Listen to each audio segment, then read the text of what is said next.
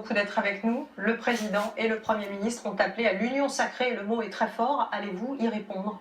Mais bien sûr. Depuis 20 minutes, qu'est-ce qu'on voit dans votre journal? De la tristesse, de l'effroi, du chagrin, du désespoir. Mais la question n'est pas simplement la solidarité avec toute cette souffrance. La question, c'est qu'est-ce qu'on peut faire pour assurer une meilleure sécurité des Français. L'unité nationale, la solidarité nationale, pour une meilleure sécurité.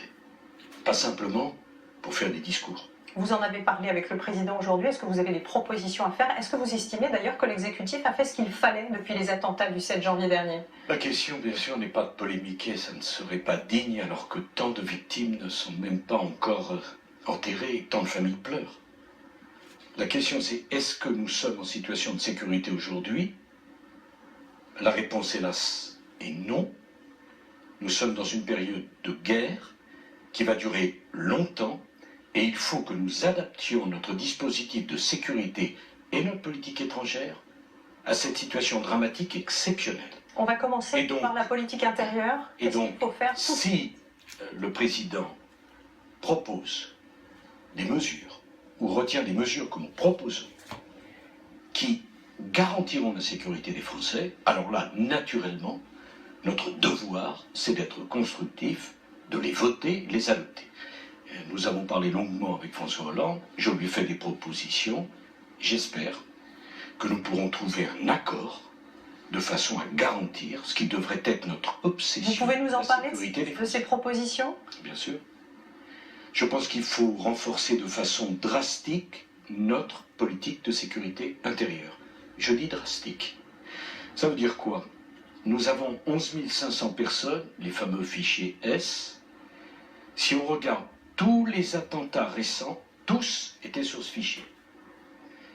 Je propose que nous réfléchissions ensemble à la décision qui consisterait pour les personnes sur ce fichier à pouvoir être mis en résidence, surveillés, assignés à résidence chez eux, avec un bracelet électronique, pour que les forces de police et de sécurité savent où ils vont, où ils sont, ce qu'ils font, le temps que les forces de sécurité aient pu évaluer la dangerosité de ces personnes. Vous l'avez dit, 11 000 personnes, est-ce que c'est vraiment réaliste, cette proposition? Madame, ce qui n'est pas réaliste, c'est de les laisser dans la nature et de faire comme si ils ne représentaient pas un danger potentiel. Mais ce n'est pas suffisant. Ces personnes, dont les autorités ou les forces de l'ordre, qui ont fait un travail remarquable, ont des doutes ou des éléments concrets attestant de leur radicalisation, il faut que nous créions les conditions de centres de déradicalisation pour que nous y envoyions ceux qui sont tentés par la radicalité. J'ajoute, me semble-t-il, tout le monde le dit, on se radicalise de deux façons, parfois cumulatives, Internet ou certains lieux de culte. Sur Internet, toute personne convaincue de consulter des sites djihadistes doit être considérée comme un djihadiste, ça doit être reconnu comme un délit. Quand on consulte des sites pédophiles, on est considéré comme un pédophile. On doit prendre la même mesure s'agissant des sites djihadistes. Alors on sait... Quant aux lieux de culte, puisqu'on parle salafistes, lieux de culte où il y a de la radicalisation, où il y a des imams qui font des prêches de radicaux, il doit être expulsé manu militari et les lieux fermés. C'est ce que proposait Manuel Valls ici sur ce plateau hier soir. Expulsion des imams radicaux, vous êtes d'accord avec lui? Je préférerais qu'il sache qu'il est Premier ministre et qu'il le mette en œuvre. Lorsqu'il y a eu l'attentat du Pardo à Tunis, plusieurs dizaines de mosquées ont été fermées en Tunisie. Nos compatriotes ne comprendraient pas qu'on ne fasse pas de même. Il ne s'agit pas de faire un amalgame qui serait détestable. Il s'agit de prendre des mesures. Alors le président de la République... Il y a 520 jeunes Français qui sont aujourd'hui entre la Syrie et l'Irak. Tous ceux qui sont partis pour faire le djihad, qui reviennent, doivent être immédiatement mis en prison. Quant à ceux qui ont la double nationalité, nous ne devons pas les garder une seconde de plus sur le territoire national. Le président va demander probablement demain de prolonger l'état d'urgence à 3 mois. Est-ce que vous êtes aussi dans cette disposition d'esprit de dire que les Français vont devoir accepter de renoncer à certaines de leurs libertés à cause de cette situation exceptionnelle, avec des mesures plus... La prolongation de l'état d'urgence, François Hollande m'en a informé ce matin, je lui ai dit que nous l'accompagnerions bien sûr. Mais état d'urgence, pourquoi? La question n'est pas d'interdire aux gens d'aller au cinéma ou à un spectacle. Nous devons profiter de l'état d'urgence pour assigner à résidence les gens dont je vous parlais tout à l'heure. Nous devons profiter de l'état d'urgence pour mener une vaste opération dont le but consisterait à éradiquer le trafic d'armes dans un certain nombre de nos quartiers ou de nos banlieues. Nous devons profiter de l'état d'urgence pour que des perquisitions soient engagées, parce qu'on ne peut pas supporter que les kalachnikovs circulent dans notre pays. Donc l'état d'urgence, oui, mais pour changer drastiquement la politique de sécurité. Et par rapport enfin, à dernier point, je pense qu'il faut que les peines soient appliquées maintenant. L'un des individus avait été condamné 8 fois. 8 condamnations. Pas un seul jour en prison. Je voudrais aussi qu'on parle de notre politique à l'étranger et notamment en Syrie. Monsieur Sarkozy, est-ce qu'il faut aller plus loin? Est-ce que les raids aériens suffisent? Est-ce qu'il faut reprendre le dialogue avec Bachar al-Assad? Madame, il faut bien comprendre une chose. Il y a un lien entre notre politique étrangère et notre politique de sécurité. Le risque pour les Français et pour la France s'est considérablement accru à partir du moment où nous sommes intervenus en Syrie.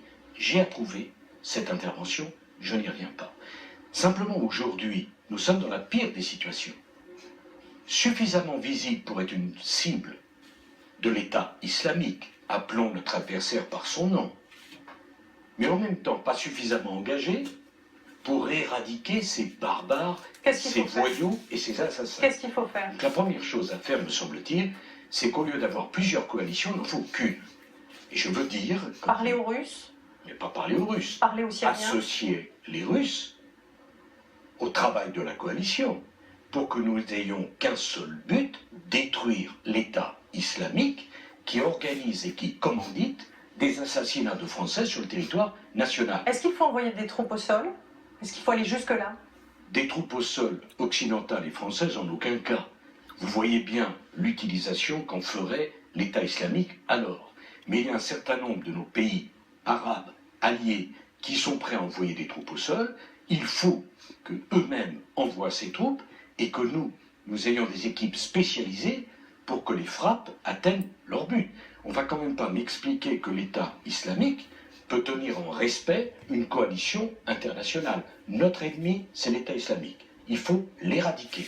Et par ailleurs, changer drastiquement les conditions d'exercice de notre politique de sécurité. Dernière question, Nicolas Sarkozy, est-ce que la COP21 peut se tenir? Est-ce qu'il faut la déplacer? C'est la décision du président. En ce qui me concerne, ce que je lui ai dit, c'est que s'il voulait la maintenir, bien sûr c'était légitime, mais qu'on ne pouvait pas la tenir dans les mêmes conditions. Pourquoi? Parce que les centaines de milliers d'heures de fonctionnaires de police et de gendarmerie me semblent plus utiles au service de la sécurité des Français que pour la protection de convois officiels.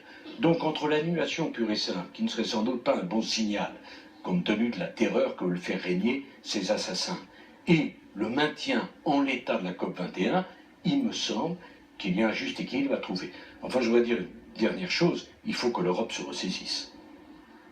Il faut un sommet des chefs d'État européens pour décider de ce que signifie le contrôle aux frontières, que nous le fassions de façon coordonnée, on voit le rôle de la Belgique et l'interdépendance entre nos pays. Il faut de toute urgence mettre en œuvre le fameux programme PNR dont on se demande pourquoi il n'est pas utilisé. Vous savez, c'est le programme qui permet de contrôler, non pas au moment où ils montent dans l'avion, un certain nombre de gens, mais au moment où ils réservent leur billet. Et puis, il faut également résoudre le problème contrôle aux frontières, des conséquences de l'intervention en Syrie, de l'explosion de la Syrie et des flux migratoires qui arrivent en Europe. Merci beaucoup. Merci d'avoir été avec nous ce soir.